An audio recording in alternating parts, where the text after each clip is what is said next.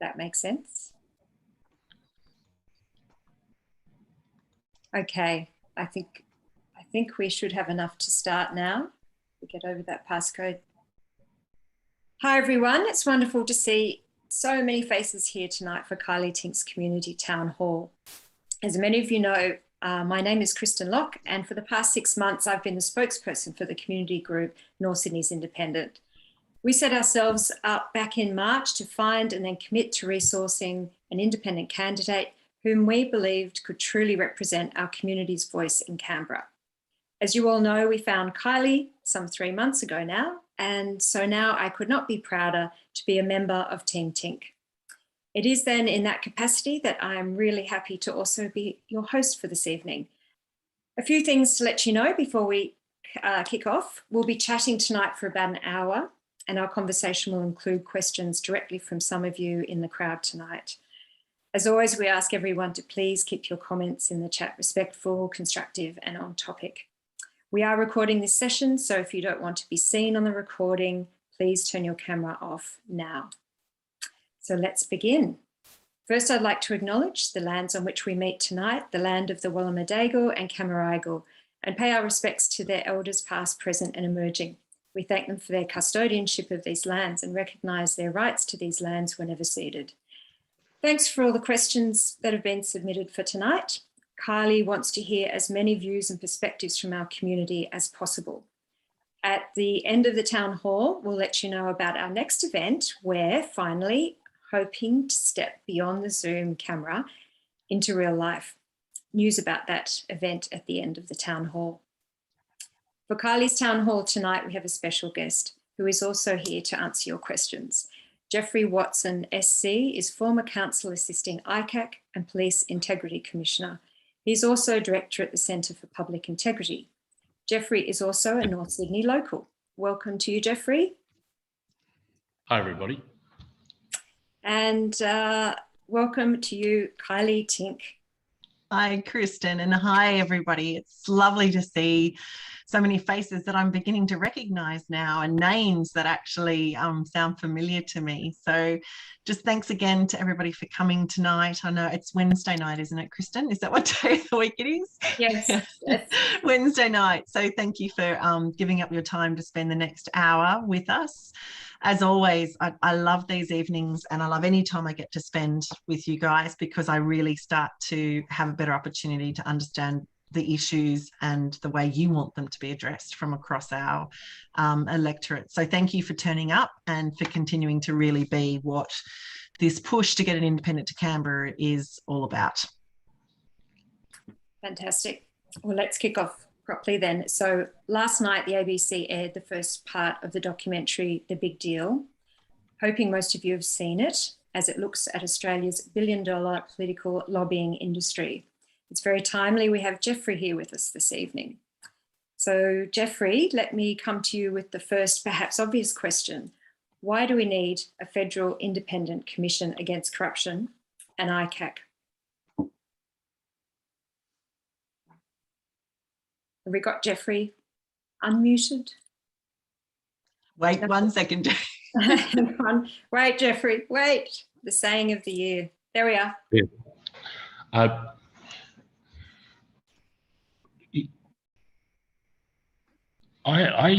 told Kylea today, I'm actually almost a little bit sick about talking about a federal integrity commission because polling demonstrates that 90% of people asked want one, and around about 8% are saying they don't care. The people who oppose it are tiny in number. The need for it is obvious. We've never had a period like this where it's been so obvious that politicians federally are acting with impunity, knowing that there is nobody to look over their shoulder, nobody can pull them up, nobody can inquire, nobody can get access to the documents. Several times, federal politicians have been called up by the federal police and state police and have declined to assist. So we've never got to the bottom of the problem. And if you think about it, the issues come and then they go. Many of the people here listening will only remember some of these things because I revive your memory. Others like me have always got a chip on their shoulder, so they will remember them. But hey, whatever happened to the Great Barrier Reef Fund? Everybody's forgotten about it. Whatever happened to the company which received tens of millions of dollars of contracts, and it was found out that its registered office was in a shack on Kangaroo Island? What has happened with the contracts that we let out for the management of security at Manus Island? People have even forgotten about those ones. They're all gone. The thing is that unless you get to the bottom of these things in a timely fashion, you lose control. Today, something really very bad happened in the federal parliament where the Speaker of the House referred a matter to the Privileges Committee, and the government has overruled the Speaker. Do you know that that's never happened before? And the thing is that it was done in this context. The mere referral of the issue of the donation, or whatever it was, to Mr. Porter. We're never going to get to the bottom of that. We're never going to find out what happened there, and the government has closed it down yet again. It's really very disappointing. We're in a terrible time, and we need a federal commission which will get to the bottom of these things. Sorry for raving on. Kylie. I don't think it's raving on at all, Geoffrey. I think you've very eloquently voiced a lot of the concerns that I think it would be fair to say that 99% of the community that want to see a federal commission against corruption or an integrity commission are sitting here in the seat of the North Sydney electorate. I don't think I've met anybody in the time since my candidacy was announced that haven't wanted to support it. What I might just do, and sorry, I'm going off script. Sorry, Kristen, sorry, Denise, but just going back to where Kristen started, the question tonight was actually in relation to the screening of the first part of a two-part documentary last night on the ABC. It was the first episode of Big Deal.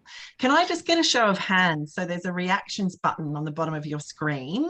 If you go to there, you can actually put your hand up as a reaction. Can I just see a show of hands of people who actually got to see that or have seen that?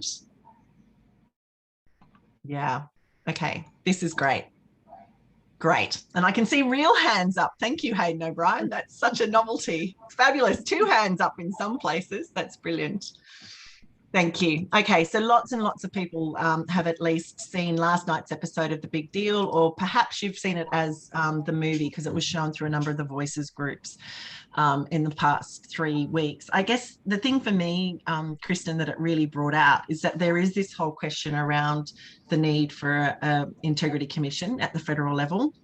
And predominantly, and Geoffrey, I know this is a passion area of yours, it's really about also understanding the role of money in politics, and particularly in Australian politics.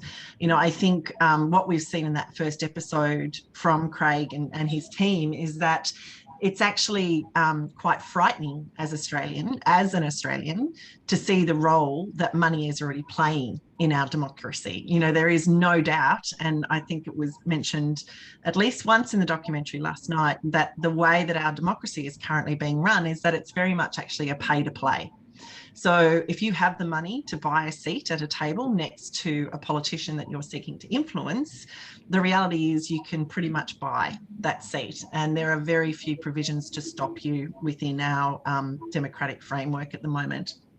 I believe that reform in this area is definitely warranted. You know, and in fact, having come to this area now after 30 years in business, I'm actually quite shocked by the things that I would assume as a business person would be disallowed.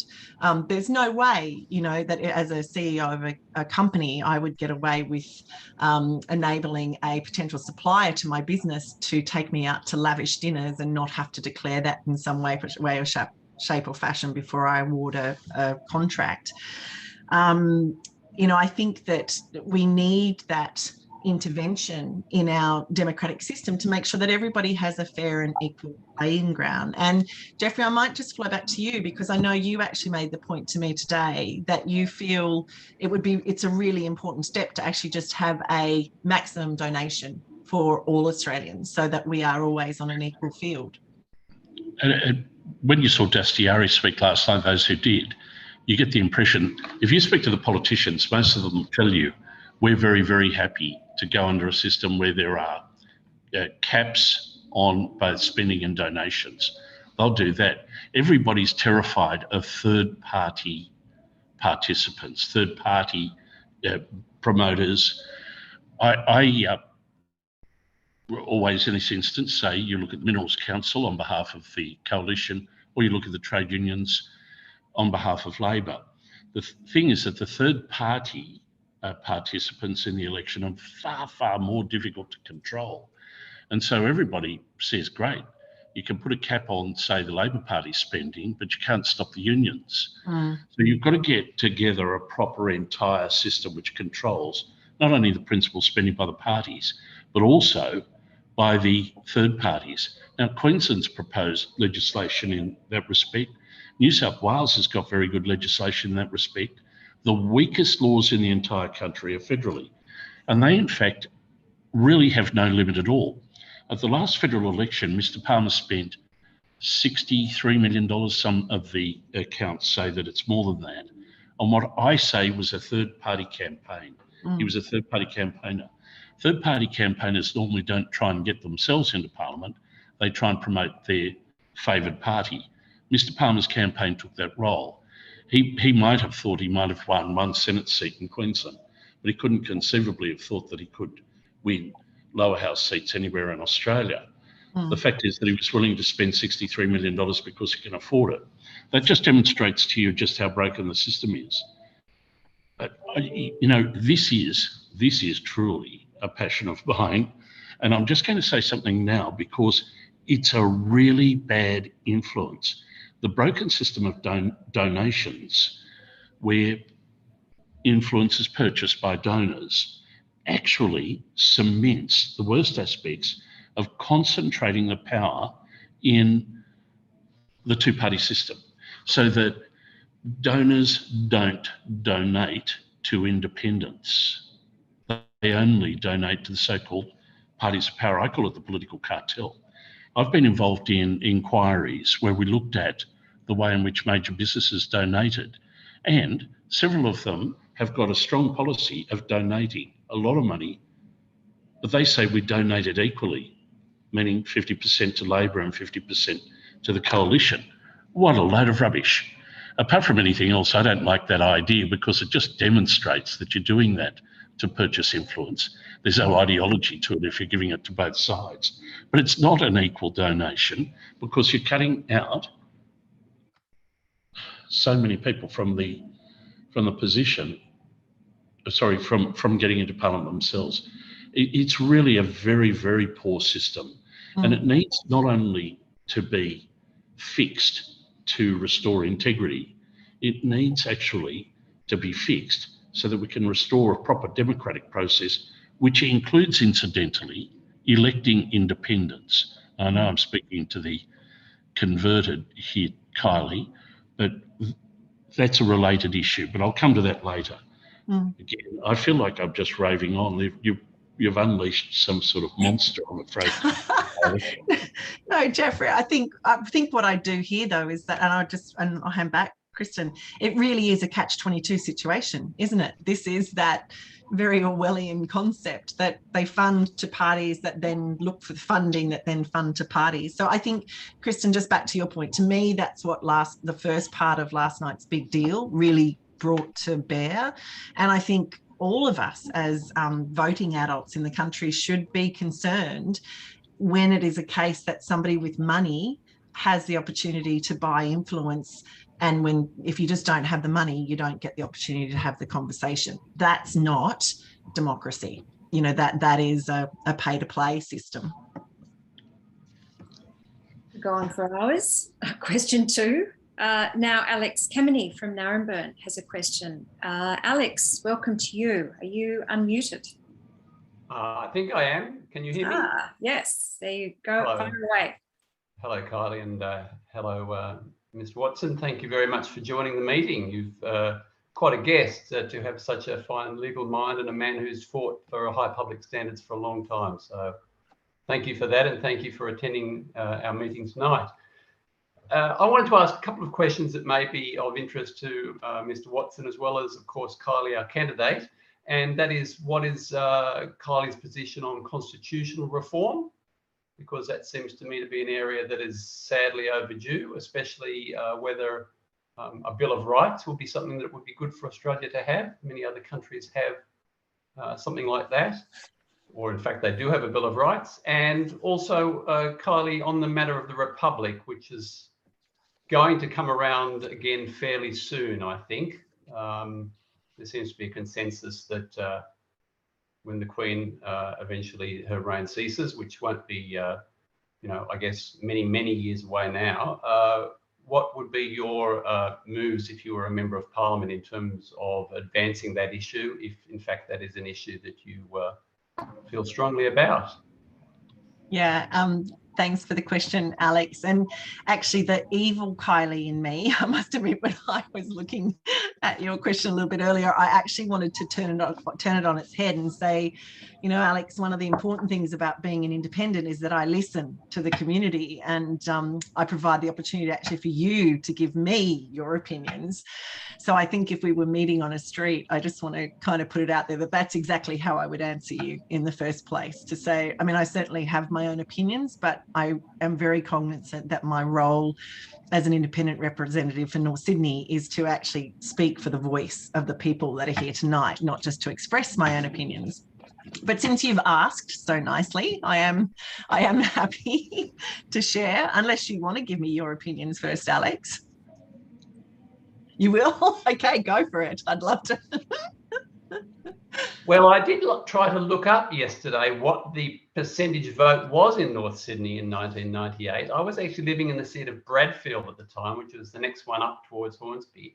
And that became the Republic of Bradfield after the referendum. So I would imagine that the vote was a fairly strong, probably even more so than Bradfield, in favour of a republic. So I think the vote, as a guess, would have been around 60%. On the North Shore. So I would expect there'd be a fairly strong support. And yeah, I'm strongly in favour of a republic. One reason is because when the Prime Minister does have to appoint a new Governor General, have you noticed that there's never any publicity about it anymore? Never mentioned that they have to go to the palace to ask the monarch, whereas that used to be something that was in the news, when I was a boy. Anyway, so it seems to me it's a pretty silly situation that we don't have our own head of state. So that's something that I would like to see revisited.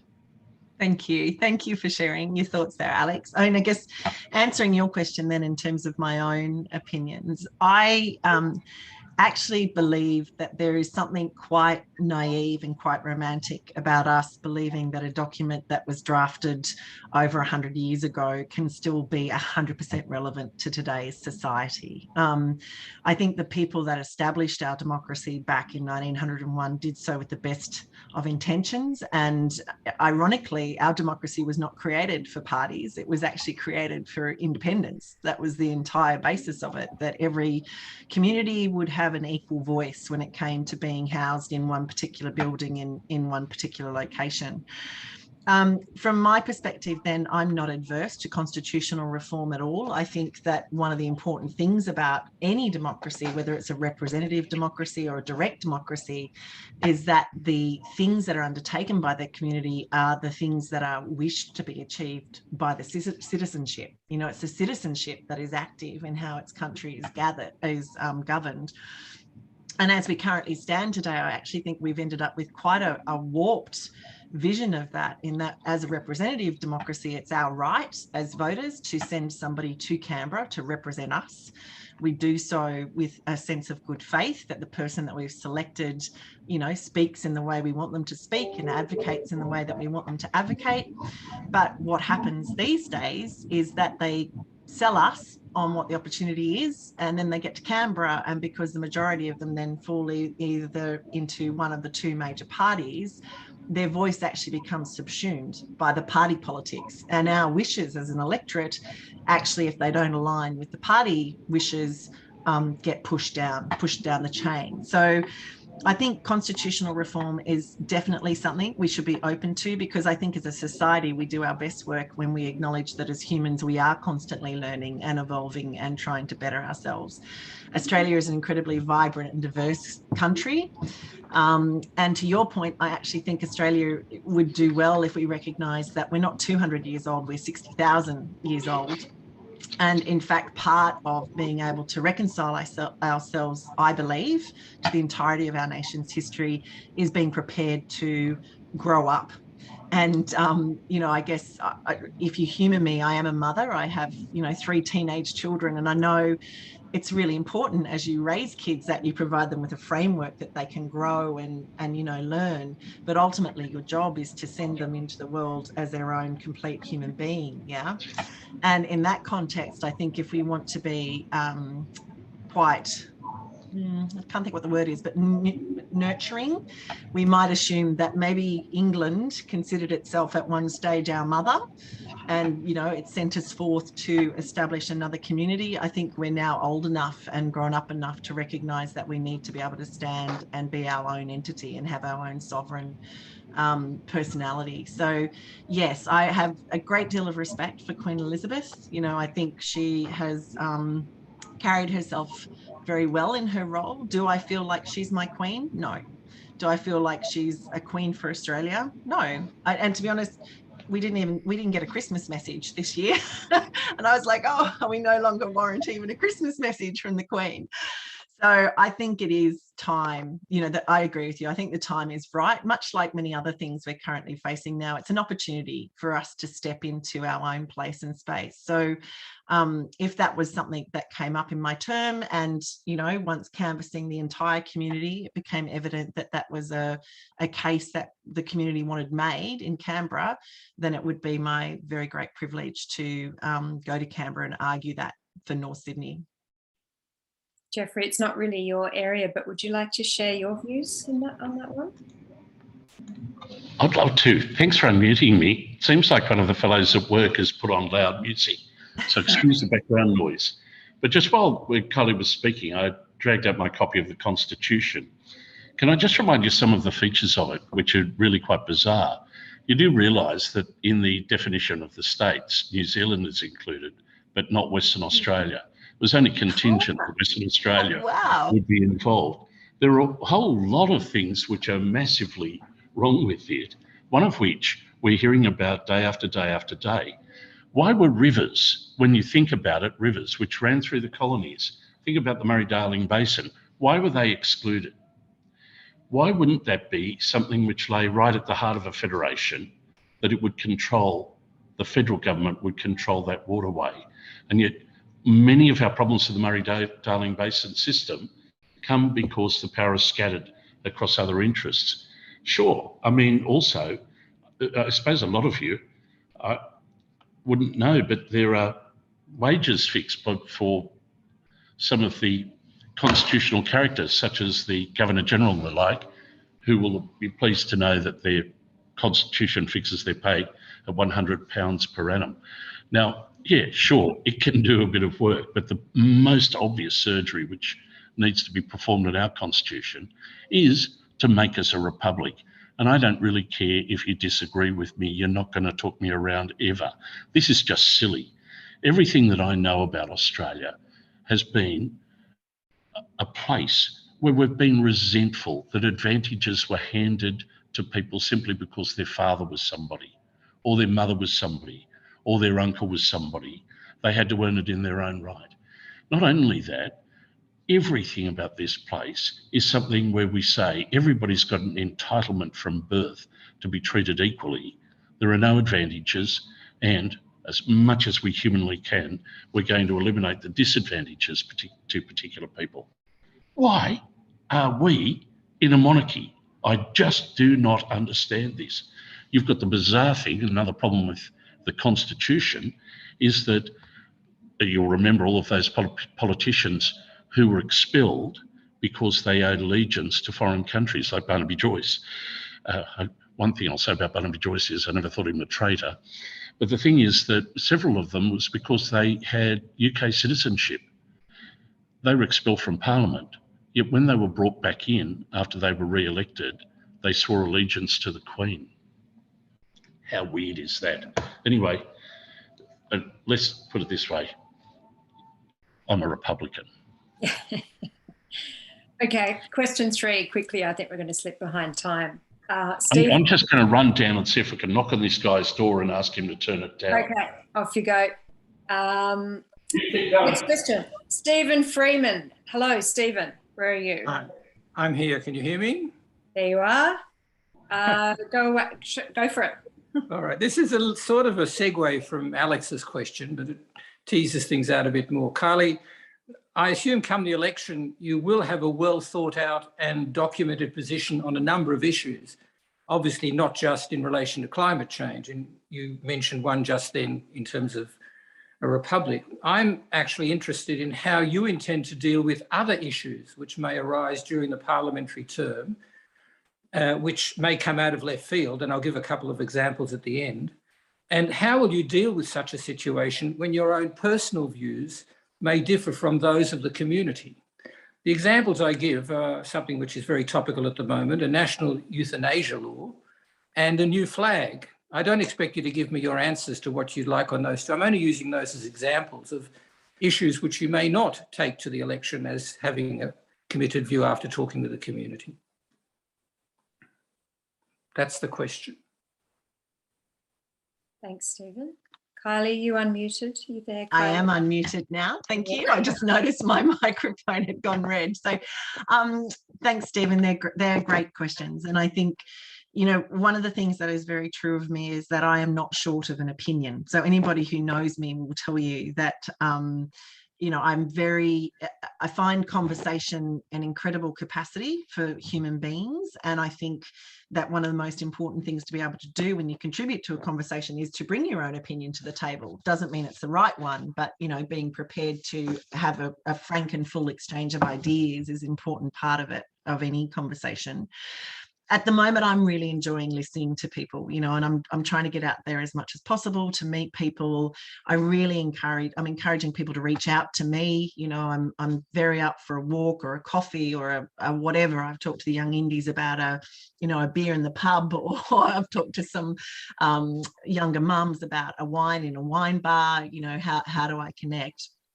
But to answer your question specifically, I think there are a number of mechanisms that I will look to bring in to my day-to-day operations to ensure that I am constantly checking back in with the community. So at the moment, we're looking at updating the website even as it currently exists, so that as we're developing policy positions as a community, everybody is alerted to the fact that that policy is under review, and then inviting people to actually have their say through our website. So share your thoughts with me, provide me with information you might want me to know, reach out to the team and let us know if you have a particular area of expertise.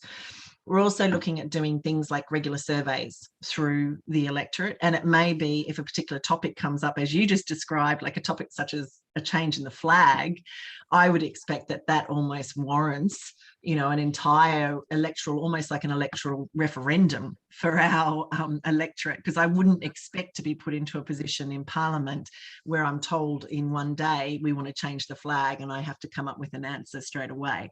My response in that situation would be, well, that's something I need to take back to my community, and I need to canvass that within my community to see how people feel.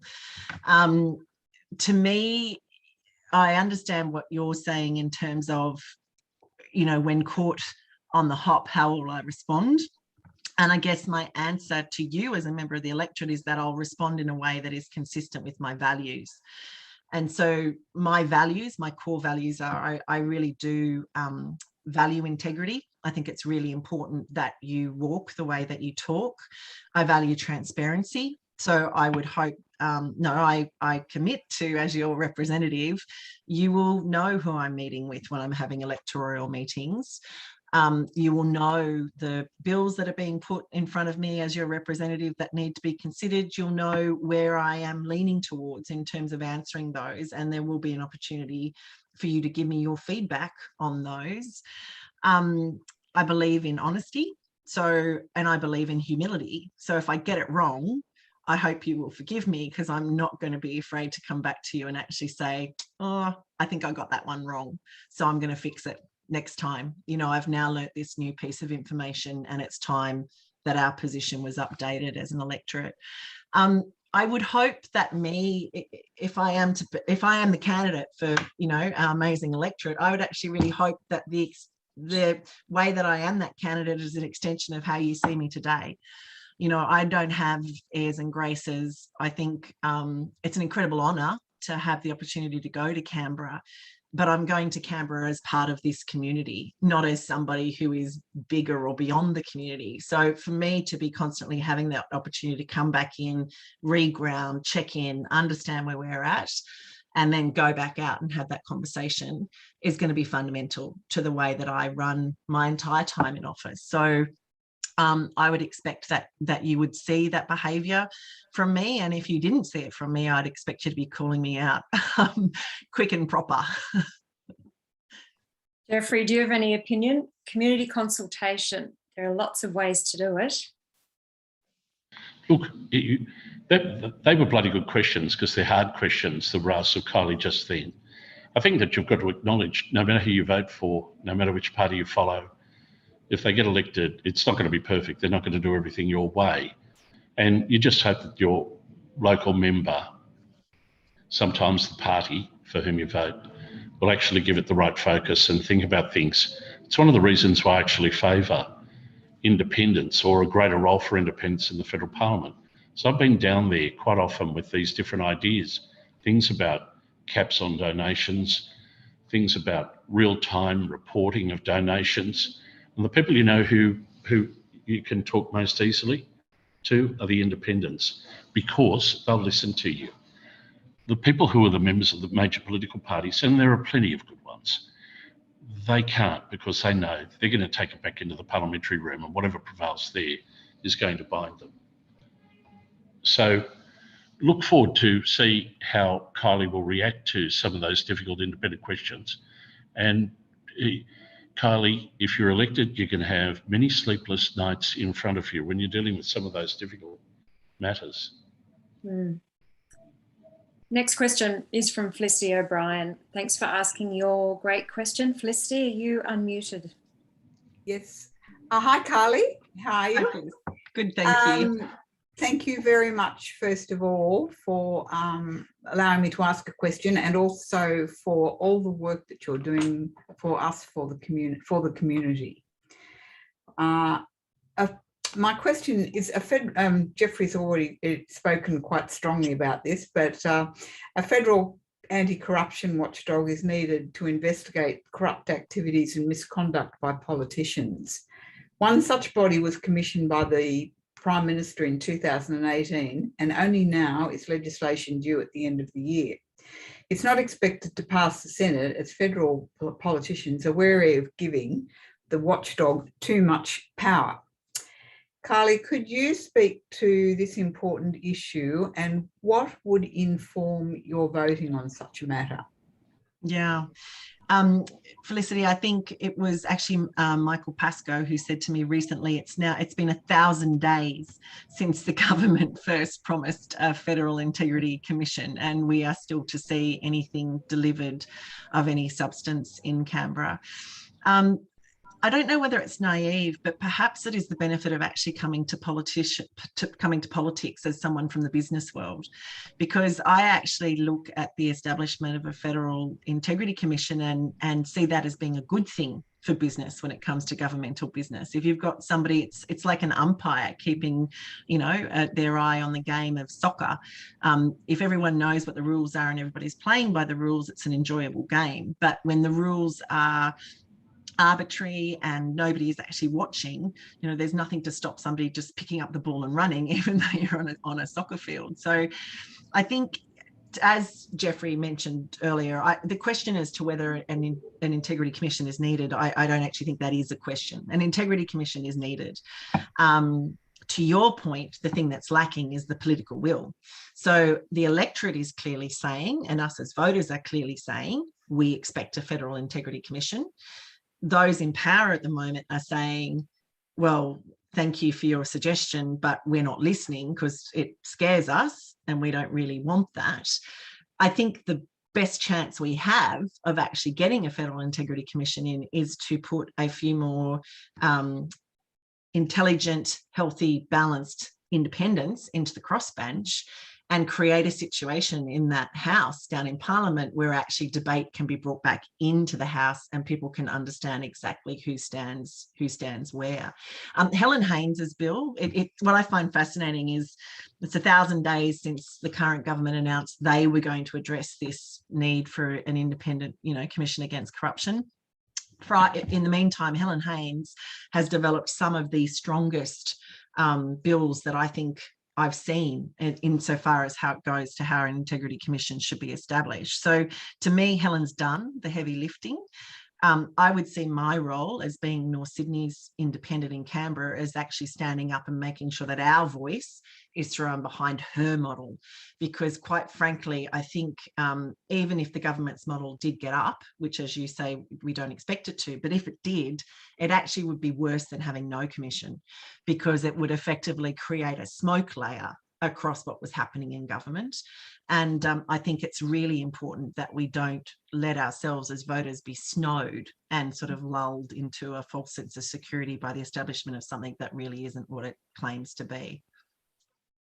Thank you, Kylie. Oh, sorry. In the interest of time, Geoffrey, have you got a quick, I imagine you're very supportive of what Kylie just said.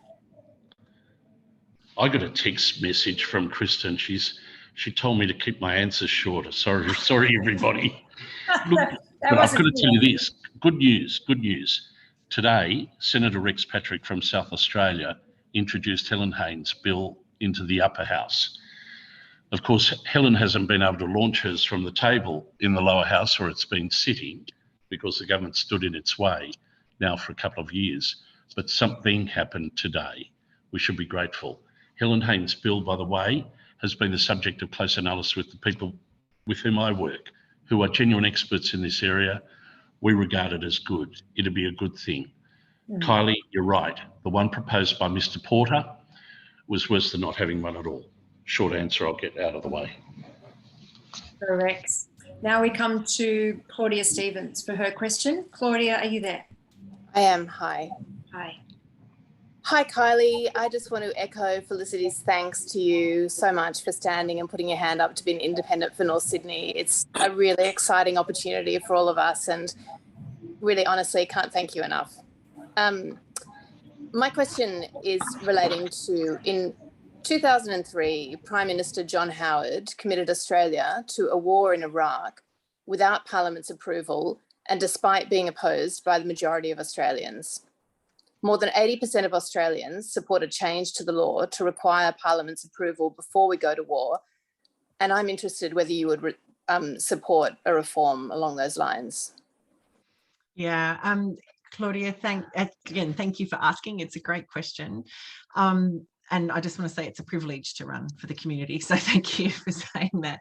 I do, from the outset, I want to acknowledge the men and women who serve, in Australian forces. I think they do an incredible job and frequently put their own needs far behind that they're told are our country's needs. And I guess I'm fortunate enough, I have a number of friends and family members who have, worked either for diplomatic services or have been in the military services. So I've seen what it takes for them to do the job that they're asked to do. And what I find fascinating is there's not a single one amongst them who wouldn't say that armed conflict should absolutely always be a last resort.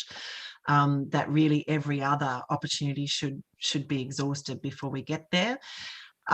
To your point, I think whenever Australia is sent into conflict, there is so much that we can learn from that experience. And, as you declared then, the example that we saw with John Howard, given that we're only just emerging from that conflict, it certainly bears us reviewing what happened in that circumstance and how we came to be there. I believe that as a mature democracy, we should be doing better in this space. So yes, to answer your question, I would support not only a review of where we currently stand in terms of the War Powers Act, but actually also looking at what we can learn going forward on the way that, we get involved in international conflicts. Great. Fantastic. Thank you so much. It's okay. Geoffrey? I'm going to get into trouble here, but I've got to tell you a little bit of history. I don't know whether you've ever thought about this, but the minute I say it, you'll appreciate what I'm talking about. When the Parliament House was first planned, it was planned to look across Lake Burley Griffin at a particular place, the War Memorial. And the idea was that it was the opportunity for the politicians to pause and think about how, or the consequences of their decisions of that kind. Second piece of history, it's quite interesting. Australia never declared war on Nazi Germany or upon the Japanese in the Second War. What happened was, the way that the law was interpreted at that time, Menzies simply announced the war because England or the UK had announced the war and we followed in. This question about whether or not these decisions should be made at an executive level or whether they should be made at a parliamentary level has been going on forever. And the thing is that a very famous example of it led to Charles I having his head cut off. The battle's a difficult one. You know, the strange thing is, I actually do favour that power resting and remaining in the hands of the executive rather than the Parliament. But I think that it would be better controlled by an ultimate power in the Parliament to take a vote which could overrule the executive on those issues. But because of the devastating nature of the decision, it's probably better that it rests with the executive, especially occasionally it needs to be taken urgently. Very, very good question and a bloody hard one again. Geoffrey, we'd be remiss if we didn't ask you to comment on the events regarding another of our North Sydney locals, Gladys Berejiklian, and the New South Wales ICAC. Could you share your views on this one? I mean, I've been following it just like anybody. I think my views would be no better, no worse, no more valid than anybody else who's been watching. I noted something today which I found really disturbing because it almost got glossed over.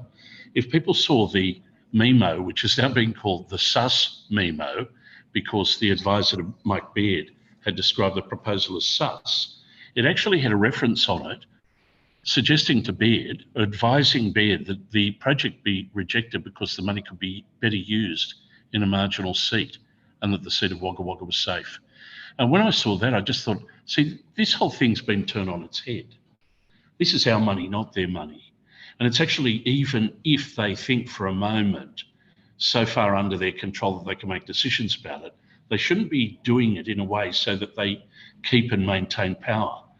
I remember a few weeks ago now when the then Premier, Ms. Berejiklian, was asked about these sorts of things. People will remember this. She said, oh, it's pork barrelling, everybody does it. And everybody was horrified, or most of the people I know were horrified, saying just because everybody does it doesn't make it the right thing to do. Today, I got a different impression. I realised she probably knew what was coming even then. And that's the line of defence. Oh, this is just pork barrelling. Everybody does it. Everybody who's out there listening, participating in this, we all need to agree on this. We need these people, these politicians, we need them to be acting at a higher standard than they think applies to them at the moment. Something has gone radically wrong. Yep. Riley, have you got anything to add? Oh no, just to echo actually, just what Geoffrey just said. I had to stop the television news and rewind it tonight when I actually heard them reporting that really this, whatever's happened in this particular situation, couldn't be classified as being corrupt because it was actually just pork barrelling. And I just, as I heard it, I was like, did they just say that? And so I had to rewind it and check it. I checked it twice before I finally accepted that that was what they were really saying. They were actually saying that, well, this doesn't really count because some level of lack of integrity in the process is expected. So therefore she hasn't been, you know, it hasn't been that bad. It's just been a minor slip. So no, I think, you know, Geoffrey sums it up beautifully. And I think we all agree we can do better, we should do better. And it's the political will to do better, to break this system apart. We created this system, yeah? We voted these people in. This is a government of our creation. We have the power to remake it. And that's what I find so exciting about being an independent. Excellent. Next question's for you, Kylie, from Liz Tay. Liz, are you there?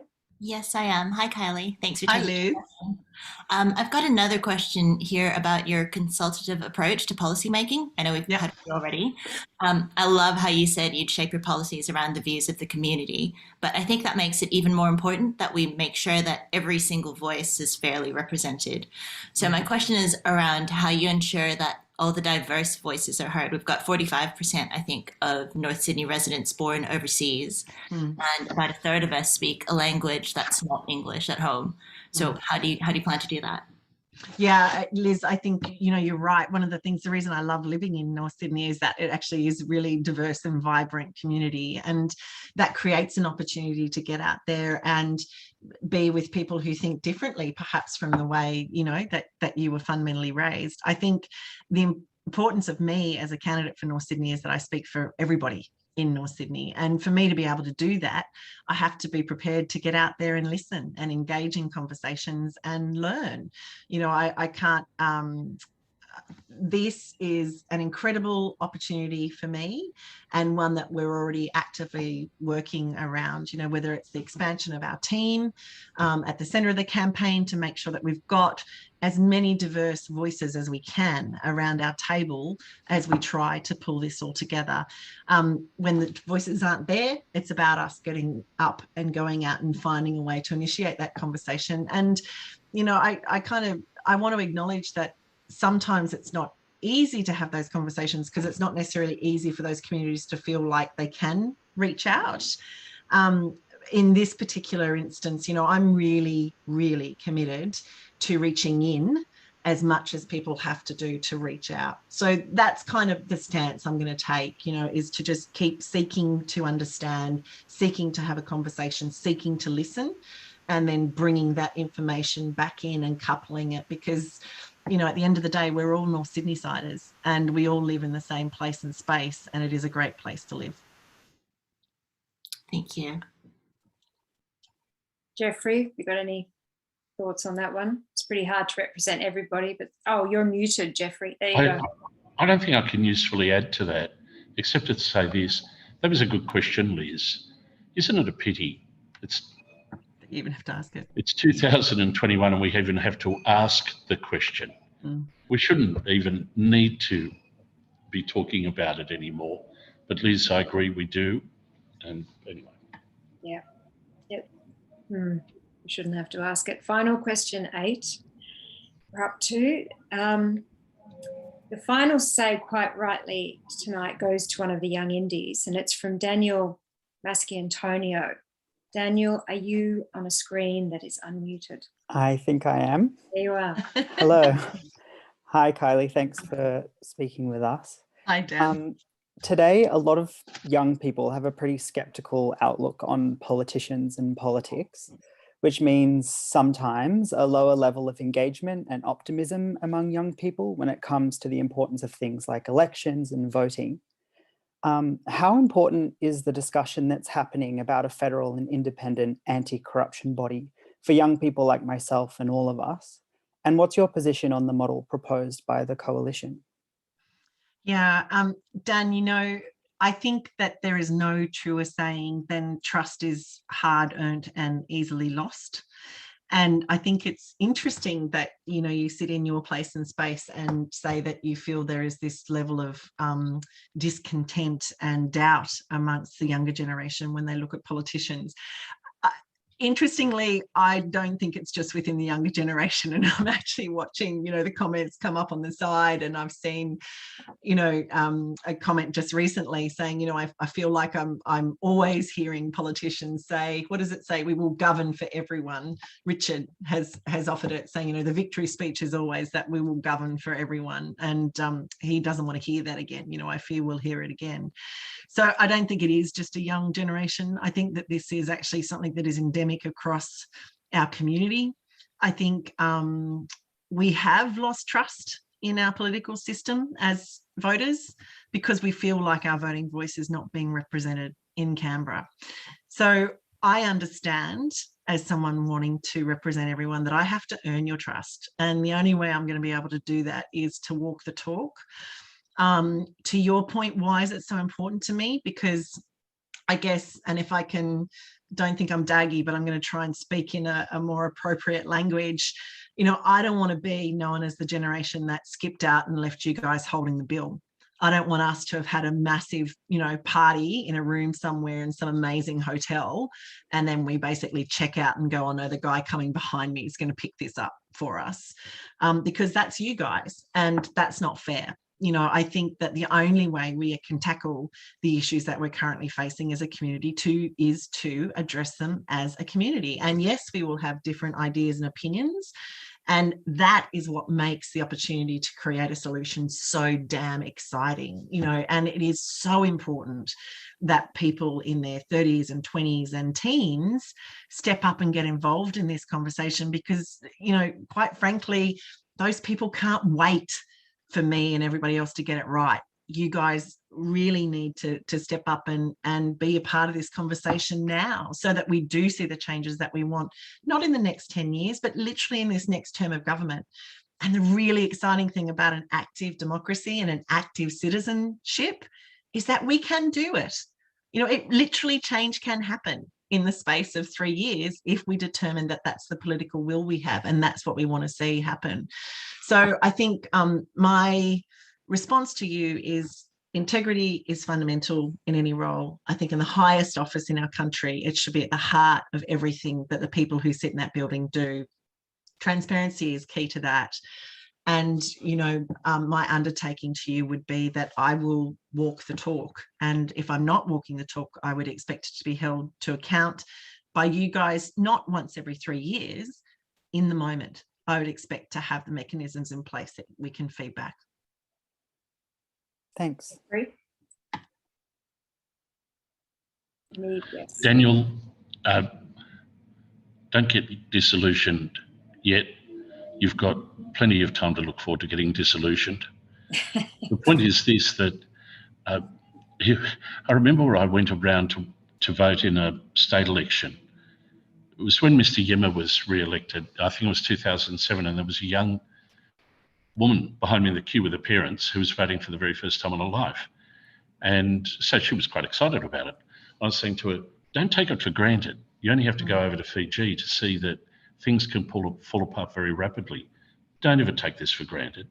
The fact is that in the older days, my father would have blamed this on television has interfered. People don't go out and do this anymore.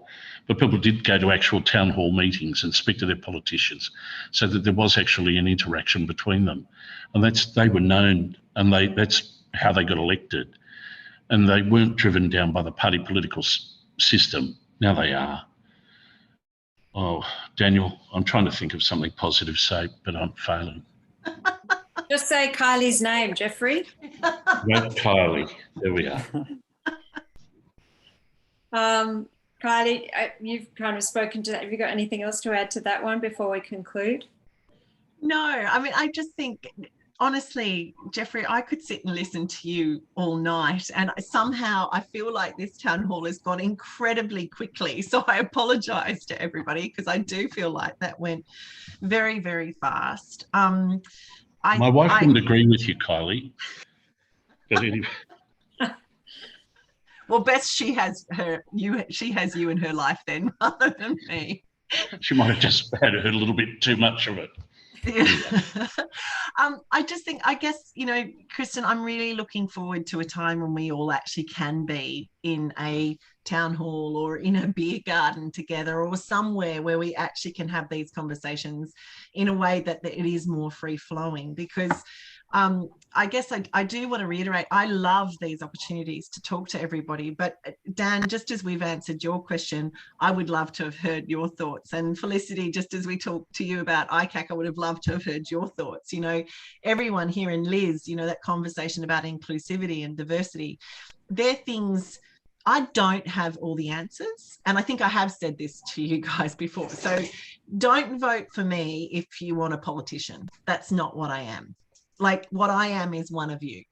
Like, I'm somebody who has worked for 30 years. I've raised a family here. My kids go to school here. I'm going to get really emotional. And I'm doing this because I believe we are better than what is currently being presented of us in Canberra. And I honestly believe the only way we can bring that change about is by standing up and saying, you know what, we're prepared to be counted. So I am prepared to put myself out there, but it's not because this is about me. This is about us. And so, you know, Dan, without your support, I won't go. So just be warned, I'm going in there with you well and truly on my right-hand side and everybody else tucked in around me. Because if we don't stand up now, and I feel this, I don't know what it is about this time in my life, but I honestly feel this.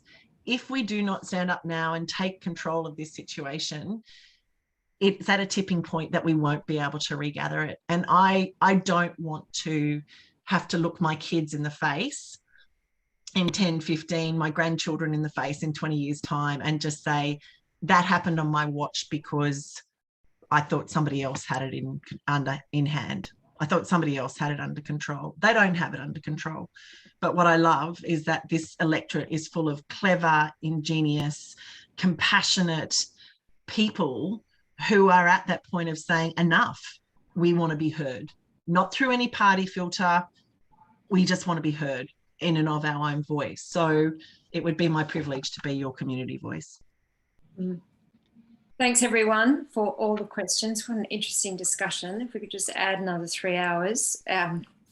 Thanks Geoffrey Watson for getting involved. If you would just, if you got any final comments, Geoffrey, for the evening. I seriously mean this. I think the people of North Sydney would be better off with an independent voice rather than a person from a political party. I truly think that. Before I was willing to speak on this occasion, I'd already looked into Kylie's background, and my wife and I decided that we would support her. We made a donation. You know what I think about money and politics. So that's a big step for us. It was before I ever spoke to Kylie. But I investigated what I thought were the key issues upon which she stood. The humane treatment of refugees, National Integrity Commission, getting money out of politics, and climate control. And the thing is, she got a tick from us in all of the major boxes. People of North Sydney, vote for Kylie. Nothing against Mr. Zimmerman. I think he might be a very nice man. I've never met him. The thing is, he's part of the political system. Good luck, Kylie. Thank you, Geoffrey. Thank you, Geoffrey. Kylie, final comments? No, just thanks, guys. Keep the questions coming. Keep the recommendations of people to talk to, please, coming through. Let me know where you're going to be and where I can be to meet you. And I guess one of the things I would maybe ask, Kristen, is that I think it's really important that all of us find a way to have conversations with those that we know around us, to actually start to invite them into this conversation. And, you know, there was a beautiful moment on the weekend in Lane Cove where I was there with a group of our volunteers, and one of the gentlemen, a gentleman walking past, walked up, I think it was to Alex actually, and said, oh, you know, she's a what did he describe me as? Some sort of, I don't know, ferret or something. It wasn't a very attractive word. A stooge. That's what he said. I was a stooge. I was a plant. Don't ask me how I got to ferret, but he said I was a stooge. And anyway, Alex turned him and said, well, she's not. She's really not. Come and talk to her. And I think that's what I want to do. I do want to talk to people, and, you know, please, let's make those opportunities happen. And please, you yourselves, you are Team Tink. We are all Team Tink. Get out there and talk to people and tell them what we're about. Invite them in. They don't have to agree with us straight away. They just have to know that their opinion matters and their vote matters. And if they join us, their vote will matter. That's the difference between an independent and a party campaign. Yeah. So everyone, you can reach the team and Kylie at info@kylietink.com.au. There are real people behind that, even though it says info at, they're actually great people behind that, picking those messages up. Thank you, Kylie, Tink and Geoffrey Watson SC, and of course, a special thanks to all the great questioners tonight. As the COVID restrictions decrease, I'm pleased to say our next event will be in real life in early November to coincide with COP26. Yes, real touch, real people. Final details are still being confirmed though, so watch the newsletter for further information. And if you don't subscribe to the newsletter already, please follow the link being placed in the chat or go to the website. So, and also thanks to everyone who's donated to help Kylea get to Canberra. For those who'd like to support Kylea in this way, there's a QR code on the screen. I think we're all used to those by now. All donations are used to fund a huge range of items, from office to advertising. So thank you, everybody. And that's pretty much it for the night. And Kylea, good night. Thank you, Geoffrey. Good night, everybody. Take care, and we'll see you soon. Thanks, Geoffrey. Excellent.